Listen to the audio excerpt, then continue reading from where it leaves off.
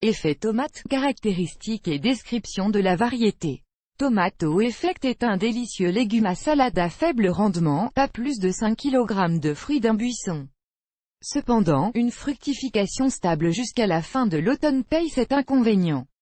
Effet tomate, caractéristiques et description de la variété. Solanaceus Crop Effect F1 est une variété hybride de tomates destinée à la culture en plates-bandes ouvertes. La plante a des propriétés déterminantes qui déterminent la hauteur du buisson, pas plus de 80 cm.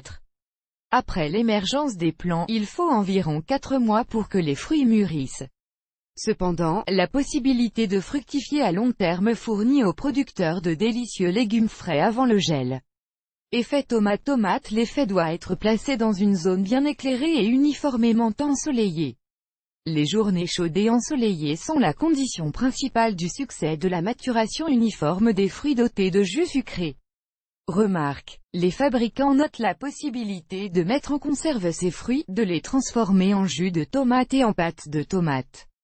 Effet des règles de culture de la tomate.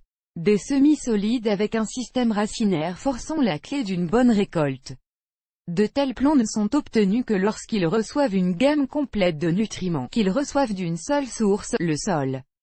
Planter des semis pour faire pousser des tomates, utilisez la méthode des semis. Commencez à planter des graines dans la seconde quinzaine de mars. Séquence des étapes de plantation, le substrat du sol est récolté à l'automne. La composition recommandée du mélange de sol, gazon, tourbe, sable de rivière ou tourbe, ou gazon, humus pris dans un rapport 1:1. Le compost ou le sol à feuilles caduques peuvent être utilisés à la place de la tourbe avant de planter des graines. Le sol préparé est désinfecté. Cela peut être fait en hiver en exposant plusieurs fois le substrat préparé au gel, ou en utilisant des désinfectants, par exemple en arrosant avec une solution de 3 g de manganèse dans 10 litres d'eau. Dans ce cas, vous devez ajouter des médicaments dont l'action est dirigée contre les agents responsables de l'infection fongique. Les graines doivent être plantées dans un sol humide à une profondeur ne dépassant pas 2 cm. La distance entre les graines est de 2 à 3 cm. Le récipient est recouvert de papier d'aluminium ou de verre, ce qui donne aux graines des conditions de serre. La pièce doit être maintenue à une température stable à moins de 25 degrés Celsius. Après l'émergence des pousses, le film vert est retiré du récipient. La température intérieure doit être maintenue à 25 degrés Celsius pendant une semaine pour que les plants s'adaptent.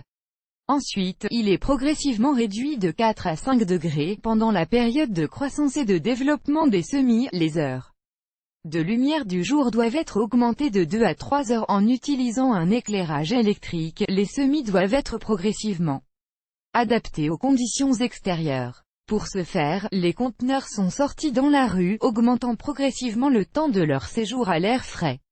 Dans de bonnes conditions météorologiques, les plants parfaitement adaptés aux conditions météorologiques peuvent être laissés de côté. Planter des tomates avec l'apparition de la première paire de vraies feuilles, les plants plongent.